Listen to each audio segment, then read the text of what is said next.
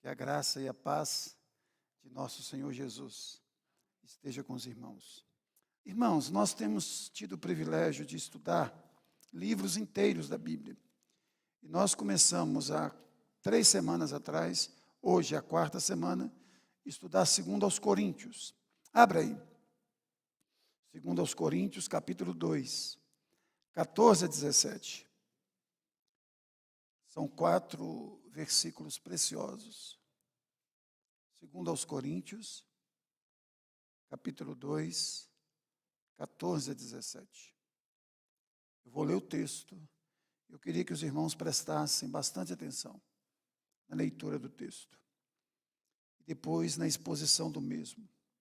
Graças, porém, a Deus, que em Cristo Jesus, notem, sempre nos conduz em triunfo e por meio de nós manifesta em todo lugar a fragrância do seu conhecimento.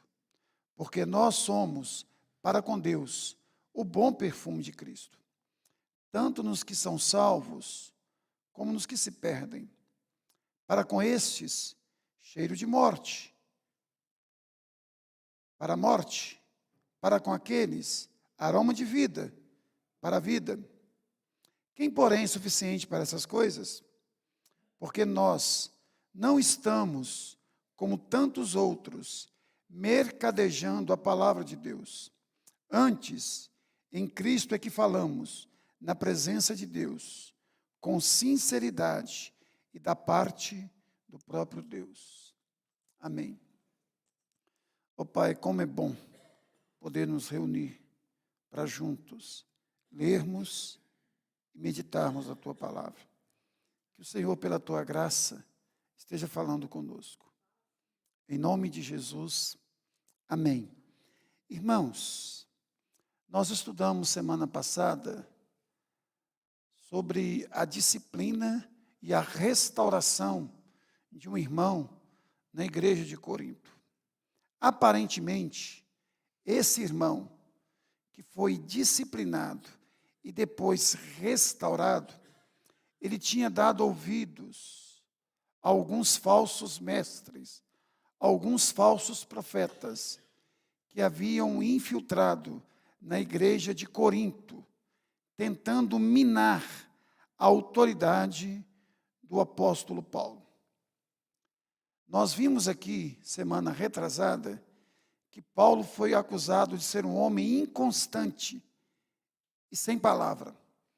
Ou seja, Paulo era um homem na qual os coríntios não podiam confiar. Foi uma acusação pesadíssima que fizeram contra o apóstolo Paulo. E ele também foi acusado de ser um falso apóstolo de Cristo Jesus.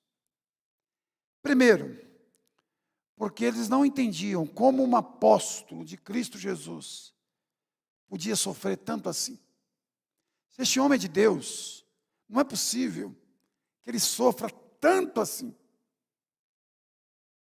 Eles viam Paulo como um fracassado, como alguém que não tinha um ministério bem-sucedido. Paulo foi acusado também de ser contra a lei. Pregava-se muito sobre a graça e não dava muita ênfase à lei. Quase que um libertino. Agora, se você perceber aí, no verso 12 e 13, preste atenção comigo aí. Ora, quando cheguei a Troade para pregar o evangelho de Cristo, uma porta se me abriu no Senhor. Notem, Paulo está dizendo, ele chegou a Troade, uma porta foi aberta para ele pregar o evangelho. Olha o que ele diz, não tive, contudo, tranquilidade no meu espírito, porque não encontrei meu irmão Tito. Por isso, despedi-me deles, parti para Macedônia. E pior de tudo, irmãos, eles estavam acusando o apóstolo Paulo de ser falso apóstolo, de ser um fracasso, ou um fracassado ministerialmente falando. E aparentemente, tudo está dando errado na vida de Paulo. Porque diz o texto que Paulo estava extremamente inquieto, passando por um momento difícil na sua vida e no seu ministério. Prova disso que ele diz: não tive, contudo, tranquilidade no meu espírito, porque não encontrei meu irmão Tito. Por isso despedi-me deles, parti para a Macedônia. Note, irmãos, este homem aqui é apóstolo, ele é homem de Deus, ele está sendo acusado. No entanto, ele deixa bem claro: eu sou homem de Deus, eu sou apóstolo de Cristo. Ele começa a sua defesa aqui, e ele vai até o capítulo 5, defendendo o tempo inteiro o seu ministério e o seu apostolado. Seu ministério e o seu apostolado. No entanto, ele diz: olha, o meu coração está inquieto, sim. E ele diz: olha, humanamente falando, eu tinha tudo para estar muito bem, porque uma porta se me abriu no Senhor, ou seja, provavelmente uma sinagoga deu a Paulo a oportunidade de pregar o Evangelho, de fazer com que o Evangelho prosperasse naquele lugar. Mas Paulo não continuou o seu ministério ali, porque ele estava inquieto. Diz o texto que ele não teve descanso no seu espírito, ele estava ansioso, inquieto, a sua alma estava conturbada. E a pergunta é: por quê, irmãos? Porque Paulo tinha enviado uma carta, por intermédio de Tito, para a igreja de Corinto. E Paulo não tinha recebido ainda notícia da reação dos irmãos da igreja de Corinto, quando receberam a carta. Ele vai falar sobre isso no capítulo de número 7. Agora, irmãos, apesar de toda a inquietação que o apóstolo Paulo estava sentindo, ele se mostra comprometido com o anúncio do Evangelho. Preste atenção, irmãos. Ora, quando cheguei, entrou, de verso 12 de novo, para pregar o Evangelho de quem? De Cristo. Notem, irmãos, o Evangelho de Cristo, mesmo inquieto, mesmo preocupado, este homem está comprometido com o verdadeiro Evangelho. Segunda coisa, irmãos, este homem, mesmo inquieto, mesmo preocupado, ele consegue discernir que quem abriu as portas lá em Troade não foi a sua eloquência, não foi o seu conhecimento do Antigo Testamento, mas ele diz que uma porta se me abriu em quem? No Senhor. Notem, ansioso, inquieto, preocupado, mas mesmo assim, o compromisso dele não era com as suas palavras, mas com as palavras de Cristo. Mesmo inquieto, angustiado, preocupado, ele entendeu que foi o Senhor quem abriu as portas para se pregar o Evangelho. E outra coisa, irmãos, olha também a honestidade deste homem. Ele não esconde dos seus acusadores como o seu coração se encontrava naqueles dias. Olha o verso 13. Não tive, contudo, tranquilidade. Ele está dizendo: olha, preguei o Evangelho, estou sendo fiel, Deus abriu uma porta, mas eu tenho que confessar para vocês, não tive, contudo, tranquilidade no meu espírito. Isso me lembra muito, irmãos, Jesus no jardim do Getsêmani. Jesus chama Pedro, João e Tiago e faz uma confissão: minha alma está profundamente ansiosa. Estou extremamente ansioso, inquieto, angustiado. Preste atenção na primeira lição que você e eu podemos extrair aqui. Irmãos, se o apóstolo Paulo teve inquietação, se Jesus teve inquietação, nós também teremos. Porque nós não somos melhores do que o apóstolo Paulo. E perto de Jesus, então, esquece. Agora, por que muitas vezes você e eu não temos a coragem de Paulo e nem a coragem de Jesus para dizer: está doendo, está difícil. Eu preciso de Tito. Eu preciso de você, Pedro. Eu preciso de você, João. Eu preciso de você, Tiago. Jesus clamou a companhia dos seus 3 melhores amigos, Pedro, João e Tiago. Paulo aqui estava ansioso para a chegada do seu amigo de ministério, colega de ministério, Tito. Nós temos que ter amigos. Quando eu falar amigos aqui, entenda amiga também. Eu não sou dessa frescura, dessa turma do politicamente correto, que fica assim, boa noite a todos e todas. Quando eu falo todos, é todos. Oi? Mas aí fica... Obrigado, Brian. Então, irmãos, quando eu falar todos aqui, o irmão, estou falando mulher também, tá? Eu não vou ficar com essa coisa, as irmãs e os irmãos, não, que eu não uso esse tipo de linguagem mesmo. E todos jamais, tá bom? Então, Paulo tinha amigos de oração. Jesus queria ter amigos de oração. Você e eu precisamos ter amigos de oração. Pessoas que orem por nós, pessoas que nós temos a confiança de abrir o nosso coração, de falar da nossa alma, para que essa pessoa possa nos aconselhar, nos abençoar, orar por nós, interceder por nós. Mas é interessante que lá no capítulo de número 7, Tito chega, dá a boa notícia a Paulo, e Paulo fica tranquilo. Então, agora, a partir do versículo 14, então, Paulo começa a defender o seu ministério. E a primeira coisa que Paulo vai fazer é rebater a acusação de fracasso. Porque eles viam Paulo como um fracassado. Então, irmãos, Paulo era visto pelos corintianos como um fracassado. Mas Paulo se via como um vencedor. Olha comigo o verso 14. Graças, porém, a Deus, que em Cristo Jesus sempre nos conduz em triunfo e por meio de nós manifesta em todo lugar a fragrância do seu conhecimento.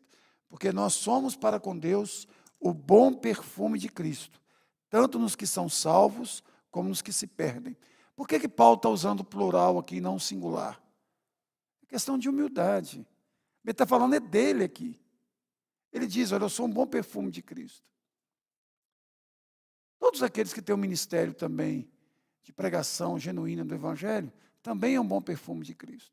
Mas ele usa plural muitas vezes, e muitas vezes ele assina uma carta, juntamente com Tito e Timóteo, é para honrá-los. Aqui está falando do seu ministério.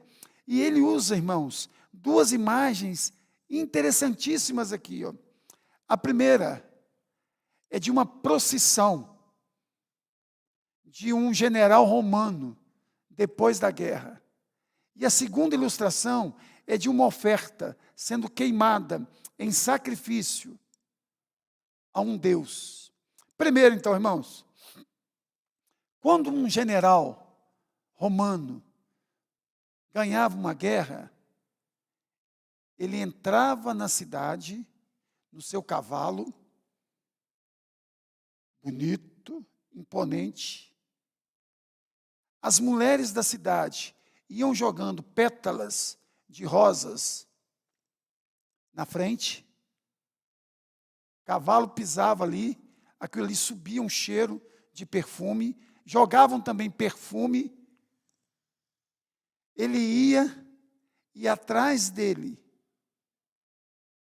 ia os inimigos que foram capturados para serem levados até a praça, para serem mortos, ou até o Coliseu, para serem devorados por leões ou decapitados por gladiadores. A cena que o apóstolo Paulo aqui usa é essa, irmãos. Agora, preste atenção. Paulo usa 2 grupos aqui. Paulo diz que, olha, graças, porém, a Deus que em Cristo Jesus sempre nos conduz em triunfo, por meio de nós manifesta em todo lugar a fragrância do seu conhecimento. Agora eu queria que você prestasse atenção no verso 15. Porque nós somos para com Deus o bom perfume de Cristo, tanto nos que são salvos, como nos que se perdem. Presta atenção nesse detalhe aqui. O mesmo general que era honrado com aquele cheiro gostoso do bom perfume que eles iam jogando, ou das pétalas de rosas que ele encontrava no caminho, o mesmo general que sentia aquele cheiro gostoso, que era cheiro de vitória, de vida, para aqueles presos que iam atrás, aquele cheiro era bom? Não, era cheiro de morte. Era sinal que eles estavam chegando perto do lugar onde eles iam ser assassinados, mortos. Paulo está dizendo, irmãos, entre outras palavras, que a humanidade é dividida em duas partes: os que são salvos e os que são perdidos. Dos que aceitam Jesus como seu general. Josué é um tipo de Cristo, ou aqueles que negam Jesus como seu general. A humanidade é dividida em duas partes, entre aqueles que se perdem e aqueles que são salvos.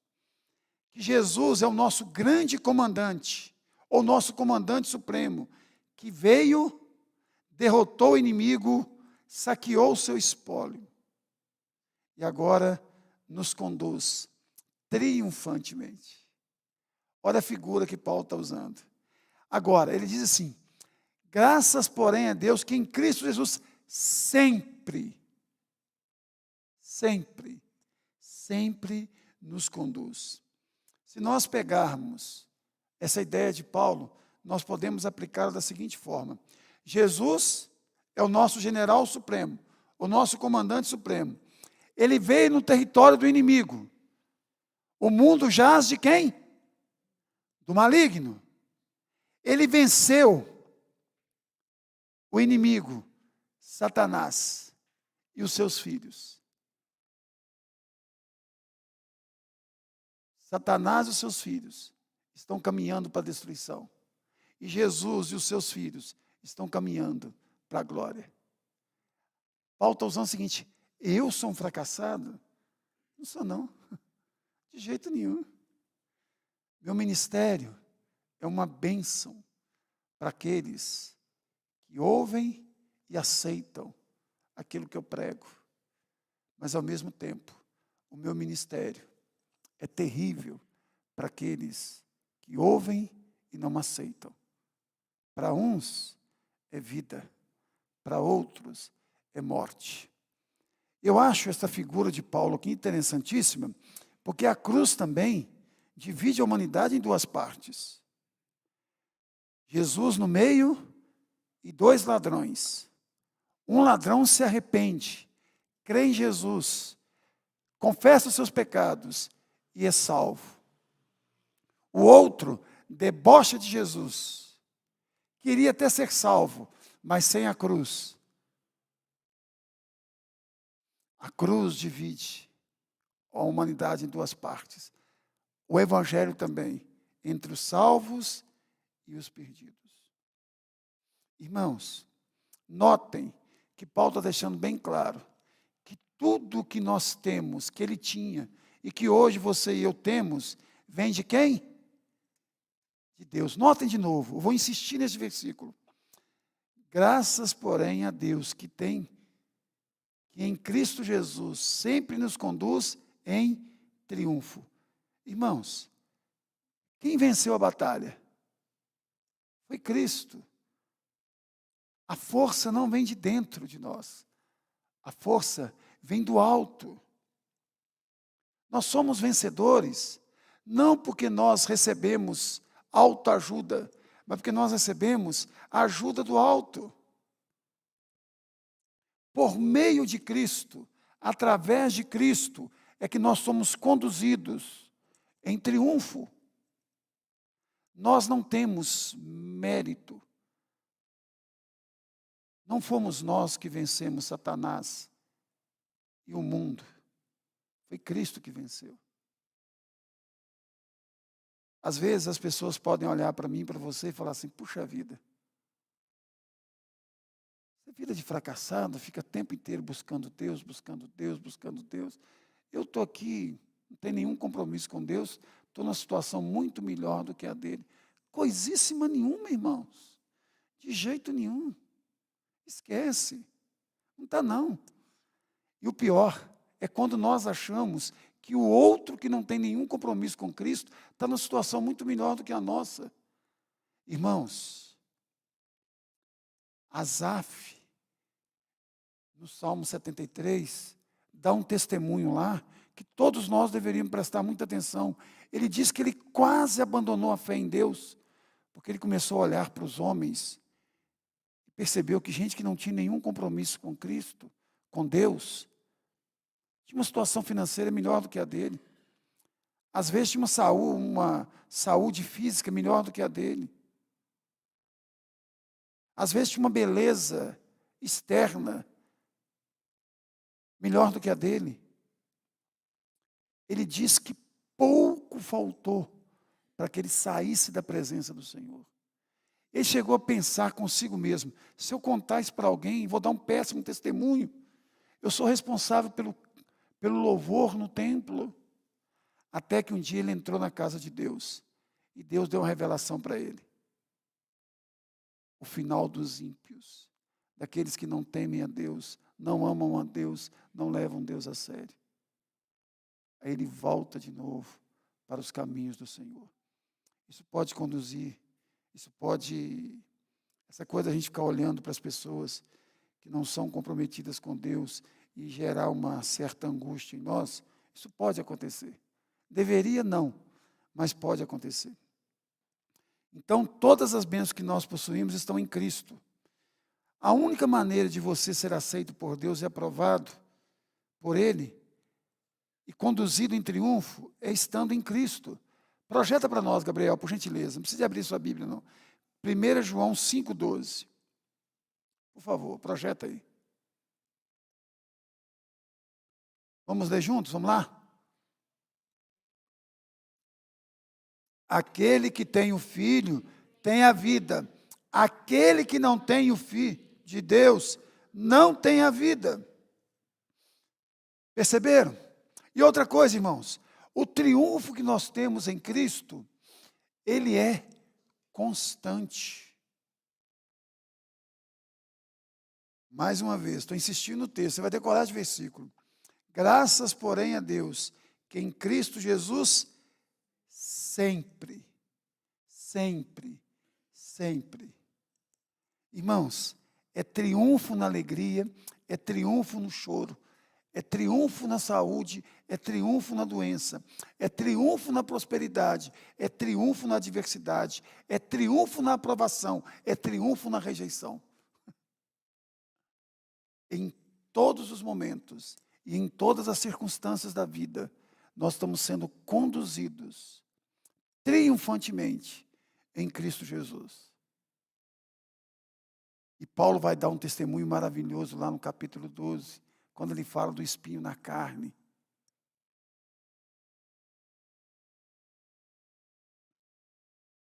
Agora, irmãos, nem sempre aquilo que nós planejamos e sonhamos sai do jeito que nós planejamos e sonhamos. Irmãos, Paulo imaginava e sonhava encontrar com quem entrou hoje? Tito. Mas ele não encontrou. Ele ficou inquieto e ficou. Mas ele entendeu que Deus estava no controle de todas as coisas. Ele acalmou, ele aquietou. Aí, irmãos, ele vai dizer algo no verso de número 17, que também é para defender a sua autoridade apostólica, porque nós não estamos como tantos outros, mercadejando a palavra de Deus. Antes em Cristo é que falamos, na presença de Deus, com sinceridade e da parte do próprio Deus.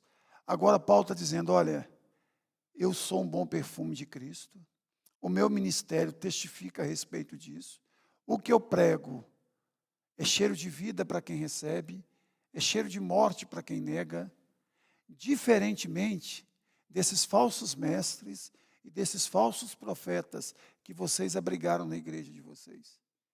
Eles estão, olha a expressão, mercadejando a palavra de Deus. Alguém já ouviu falar a palavra mascate? Mascate é um vendedor, né, George? É a mesma palavra para mascatear, lucrar com algo.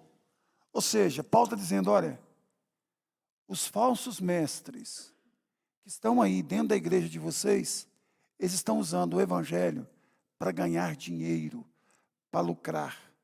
O púlpito, se lá usasse púlpito, eu não sei, é um balcão de negócio. O templo, se lá tivesse, seria um shopping. Uma Bíblia, se lá tivesse, era uma mercadoria. Os crentes que lá tinham, eram os clientes. E os falsos mestres, mascateadores, mercadores, comerciantes. Agora vamos voltar à figura de novo do bom perfume. Irmãos, um bom perfume pode se tornar um péssimo perfume quando ele é adulterado. Coloca-se mais óleo nele, coloca-se água, mistura outras substâncias para que ele possa render mais. Esses aqui não eram bons perfumes, eram maus perfumes. Só que tem um detalhe, a mensagem deles era mais palatável, mais agradável, mais gostosa de se ouvir. Por quê, irmãos? Porque a mensagem de Paulo era vida, mas também era morte, era salvação, mas era também condenação. Dos falsos mestres, não. É sempre palavras mais palatáveis, mais agradáveis, mais filosóficas, mais devocionais. Raramente se prega sobre o inferno, raramente se prega sobre negar a si mesmo, tomar a sua cruz, seguir a Cristo. Raramente se prega sobre princípios éticos e morais. Eu não sei se vocês sabem, mas eu tenho uma famazinha na cidade aí de ser um pastor meio duro, por ser presbiteriano, então, né? Eu tenho a fama de ser meio duro, pregar mensagens duras. Eu acho que eu sou até meio bem maneirado. Eu alterno o Antigo Testamento, o Novo Testamento, exortação, admoestação, eu tento alternar. Mas, irmãos, os falsos mestres, eles adulteram o perfume. Se torna um perfume qualquer. Aí, irmãos, eles se mostram gananciosos, sem nenhum pudor, sem qualquer temor, diluem a mensagem do Evangelho, torcem a verdade, pregam sobre prosperidade. É o que mais se prega, gente. Prega-se sobre libertação. Se eu começar a pregar todo domingo sobre libertação aqui na igreja, todos vocês vão se sentir vítimas. Mas nenhum de nós somos vítimas. Nós somos réus. Todos pecaram e carecem da glória de Deus.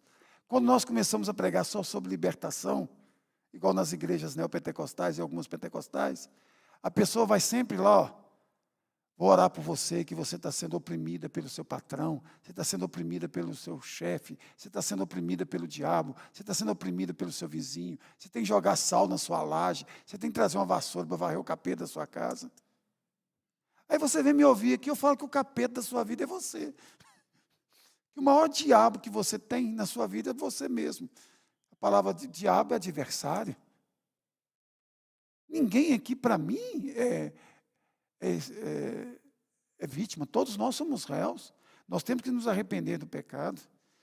Pregam curas, milagres. E, ao mesmo tempo, sonegam a mensagem da cruz, que é a mensagem do arrependimento.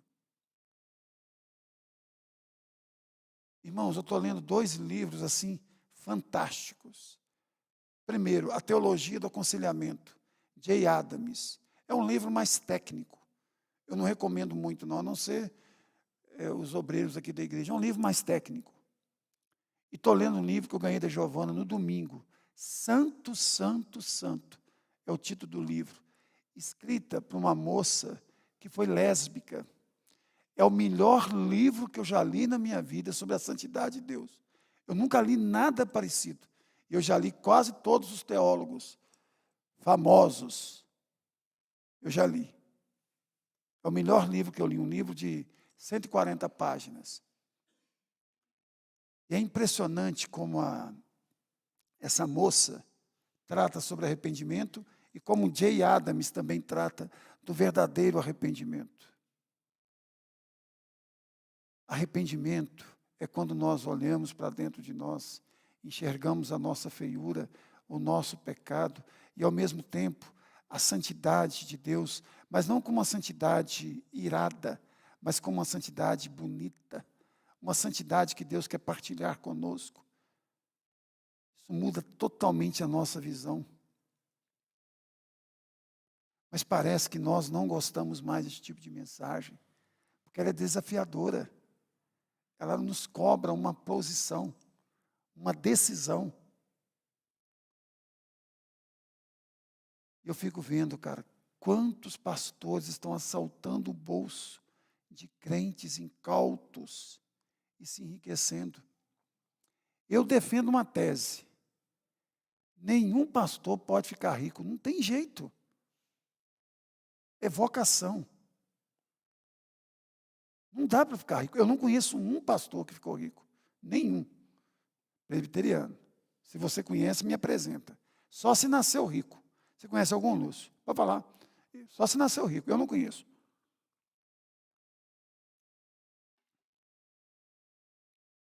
Aí, irmãos, Paulo diz como que deve se pregar o evangelho. Olha aí, irmãos. Olha a diferença, irmãos. Como não se deve pregar o evangelho? Está aí no verso 17. Porque nós não estamos como tantos outros, mercadejando a palavra de Deus. Não se deve pregar o evangelho desse jeito. Como se deve pregar o evangelho? Olha aí, antes em Cristo é que falamos, na presença de Deus, com sinceridade da parte do próprio Deus. Irmãos, primeiro, entendendo a procedência da mensagem. Paulo diz que ele falava da parte do próprio Deus. Você quer saber se uma pessoa está pregando a verdade ou a mentira? Presta atenção, da onde ele extrai a mensagem. Se é da cabeça dele ou se ele extrai das Escrituras. Porque nenhum pregador é fonte da mensagem, ele é o canal da mensagem. Ele transmite a mensagem, ele não cria a mensagem. É igual a ética cristã. A ética cristã não é construída, ela é achada, ela já está pronta. A palavra de Deus também não é construída, ela já está pronta. Por isso que a ideia de um pregador é a ideia de alguém que toma conta de uma despensa. Ele vai na despensa, ele pega os ingredientes e prepara a comida. Mas quem colocou os alimentos na despensa foi o dono da casa. Irmãos, o pastor, quando alguém diz assim, fulano é muito criativo, eu fico pensando, o que ele quer dizer com criativo? Ele cria uma mensagem? Ou ele é criativo no sentido de fazer uma boa ilustração? Aí tudo bem. Mas ele é criativo no sentido de criar uma mensagem? Ele é falso profeta. Porque a mensagem não pode ser criada. Ela já está pronta. Nós não podemos acrescentar e nem tirar absolutamente nada. Por isso que, desculpa, falar da gente mesmo é difícil, mas eu opto por esse estilo de pregação. explicando uma passagem inteira para evitar de falar bobagem. A gente ainda fala algumas, né? Mas acho que nenhuma bobagem que interfere na doutrina nem nada, não. Mas a gente evita ao máximo, por isso expõe o texto. Agora, irmãos, olha o que Paulo diz. Olha no verso 16 comigo aí. Quem, porém, é suficiente para essas coisas? Quem é suficiente para pregar o verdadeiro evangelho? Aquele que é fiel e não adultera a palavra. Porque no texto onde ele diz, quem, porém, é suficiente para essas coisas? É uma pergunta. Ele está falando de quê? Daquele que é cheiro de morte para morte, cheiro de vida para vida. Quem é suficiente para pregar este tipo de evangelho? São aqueles que são fiéis ao Senhor, que não adultera a palavra de Deus, que não fica mercadejando a palavra de Deus, que não abre concessões quando se prega a palavra de Deus. Irmãos, quais são as características de um bom perfume? Primeiro, ele é precioso. Você não acha em qualquer lugar. Eu vou ser honesto, eu nunca comprei um perfume bom, mas eu uso perfume.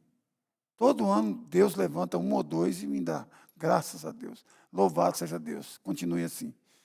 Graças a Deus. Louvado seja Deus. Outra coisa, o bom perfume influencia. Sem alardear. Você já viu quando a pessoa põe aquele perfume ruim? Mas chama atenção na hora. Quando o perfume é bom, você fica assim. É coisa leve. Você fica procurando. Quando é ruim, nossa, alardeia demais.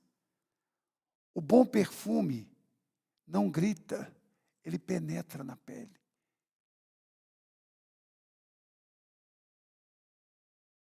Ele fala, ele não se impõe. Ele não diz assim, olha, cheira para você ver como que é bom. Não, ele não fala nada. Você descobre que ele é bom. Um bom perfume atrai as pessoas. De vez em quando eu passo no calçadão ali, tem aquelas lojas que vendem perfume, aquelas moças dão um pedaço de papel para a gente, lembra, José? Com perfuminho. Eu fico assim, meu Deus do céu, coisa gostosa. Um dia desses, eu lembrei de um desodorante que eu queria comprar muito. Eu queria comprar muito quando eu era jovem, Trebul de Marchand. Eu achava o nome, não sei nem falar o que tem direito, que é isso, Trebul de Marchand, um verde. Cheguei no supermercado da cidade, abri, desmosquei, fiz assim na mão. A hora que eu cheirei aqui, entupiu o nariz, entendeu? Tive que comprar um antialérgico, tive que pegar um sorinho, entupiu tudo. Na minha época era show de bola, entendeu? A gente para no calçadão, dá aquele papelzinho para a gente assim, não dá vontade nem de ficar com papelzinho no bolso, entendeu? Um bom perfume faz com que o ambiente fique mais agradável. Irmãos, tem hora que uma pessoa passa perto da gente com perfume, se estiver fedendo, era melhor. Jesus amado, dá uma dor de cabeça na hora. Tem um tal de dama da madrugada, como é que é da madrugada aí? Dama da noite, meu Deus do céu. Aqui não existe mais não, graças a Deus, né? Mas que passava 1 quilômetro da gente, parece que o negócio vai assim, no ar assim, e entra dentro do nariz da gente assim, e vai lá para o cérebro, entendeu? Irmãos, notem, irmãos, que Paulo diz, olha comigo aí, olha comigo o verso 16. Antes em Cristo que faz, na presença de Deus, com quê? Sinceridade. Irmãos, a palavra sinceridade significa algo que pode ser examinado pelo sol. Naquela época não tinha lâmpada não, gente. Para provar que uma coisa era boa ou não, tinha que ser de dia para olhar. Significa essa coisa inteira. Você sabe de onde veio a palavra, segundo alguns, da palavra sincero também? Principalmente na língua latina, não na língua grega. Antigamente o marceneiro construía um móvel. O marceneiro tem que construir móvel, né? Construía um móvel. Vamos supor que construísse para você uma escrivaninha. A escrivaninha ficou com alguns buraquinhos assim, por causa da madeira. Aí o marceneiro ia lá, pegava uma cera, tampava aquele lugar, passava uma lixazinha, né? E vendia para você. E eles vendiam assim numa feira, os móveis. Aí aquele sujeito que queria falar que o móvel dele era melhor do que os outros, ele dizia o seguinte: olha, venha comprar minha escrivaninha, ela é sem cera. Sem cera. Daí veio a origem da palavra sincero, sem cera. E outra coisa, a cera também, ela não pode ficar exposta ao sol, que ela derrete. Por isso a expressão sincero, sem cera. Será que você e eu nós somos sem cera? Será que eu estou aqui no púlpito dessa igreja, pregando uma palavra, mas eu estou cheio de cera?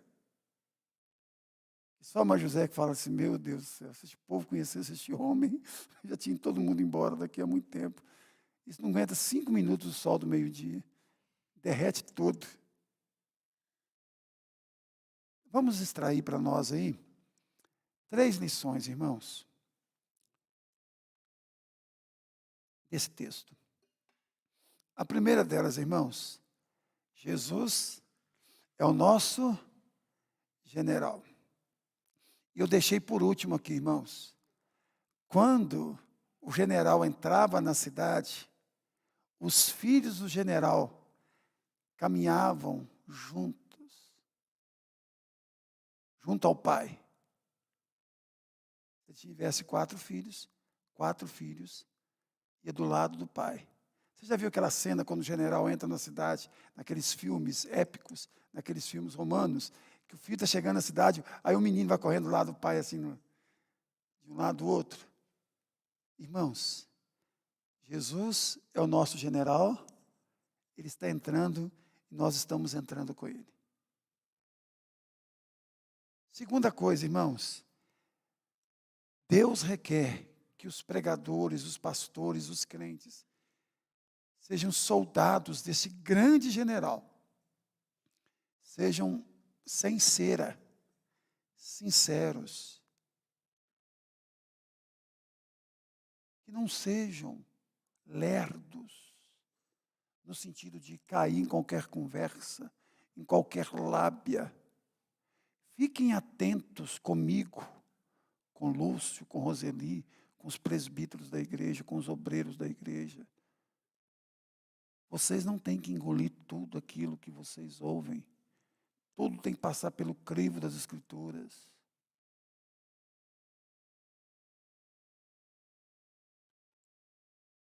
Parece que nós ouvimos um tal de que nós não podemos nos levantar contra os ungidos do Senhor, né? Não tem nada disso, irmãos. Todos nós somos ungidos do Senhor. Um dia um rapaz me procurou, porque tinha um pastor, ele era de uma igreja, e o pastor devia ele em 2 ou 3 mil reais. E na época era muito dinheiro. Hoje ainda é muito dinheiro, mas naquela época, então, quase 20 anos atrás, era dinheiro demais. Ele foi cobrar o pastor falou assim, não toque no ungido do Senhor. Vai trazer juízo para a sua vida. O rapaz veio desesperado conversar comigo. Estava com medo de acontecer alguma coisa ruim com ele. Porque ele cobrou o pastor. Eu falei, rapaz, vai lá e fala com o seu pastor. Que quem está debaixo do juízo é ele, que não paga a conta. Que é um caloteiro. E fala que foi Geraldo Márcio, da igreja presbiteriana, que me mandou falar. Pode falar? Pode. Eu acho que falou que o pastor não dá confiança para mim mais, tem muitos anos. Rapaz, eu dou tombo. Ainda vou falar que você não pode me cobrar porque eu sou ungido do Senhor? Ah, pelo amor de Deus. Isso aí é morgido, né? Que isso? Ô, gente, eu não faço coisa errada porque eu temo a Deus. Saber fazer, eu sei. A gente sabe fazer coisa errada, a gente não faz por temor a Deus, né, Deninha? A gente sabe. E por último, irmãos, o nosso coração não pode ser dirigido, governado pela ganância, pelo amor ao dinheiro. E da mesma forma, o nosso coração também não pode ser governado por pessoas inescrupulosas. Nosso coração tem que ser governado pela palavra de Deus. Você não pode entregar o seu coração, no sentido espiritual, para nenhum ser humano. Por favor, não faça isso não. Entregue somente para o Senhor Jesus. Desconfie de todos os pregadores, começando por mim. Desconfie até de você mesmo na hora que você for interpretar um texto. Puxa vida, será que eu não estou interpretando esse texto dessa maneira só para me agradar? Só para defender um princípio? Não tem nada a ver com Deus, é apenas uma ideologia que eu defendo. Nós estamos chegando na eleição aqui, Vai muita gente dizer que se Jesus votasse, votaria no Ciro Gomes. Outros não, se Jesus votasse, votaria no Bolsonaro. Não, se Jesus votasse, votaria no Lula. Jesus era socialista, não, Jesus era de direita. Não, Jesus era centro. Primeiro, Jesus é o único ser humano que não teve partido. Porque partido pelo nome, pelo próprio nome, já diz o quê? Partido, né? Jesus foi o único ser íntegro, totalmente, que pisou aqui na terra. Agora eles começam. Pastores vendendo a igreja de porta fechada para deputados. Semana passada, o conselho de pastores recebia um convite lá, que havia um pastor aí para dar uma palavra para os pastores de Viçosa. O cara é candidato a deputado. Eu já não vou em reunião mesmo, aí que eu não vou nessas coisas mesmo. Compromisso de pastor é com a palavra de Deus. Se você conhecer algum pastor, não vota nele não, tá? Se algum pastor candidatar a algum cargo político, não vota nele não. Trocar o pastorado pela política Ou senão, se ele for muito ruim, você vota nele mesmo para ele sumir da igreja de uma vez. Tá bom? Vamos orar, gente? Passei 4 minutos, mas eu estou olhando aquele relógio lá, Lúcia, está vendo? Estou olhando aquele relógio. Irmãos, vamos ficar de pé e vamos orar?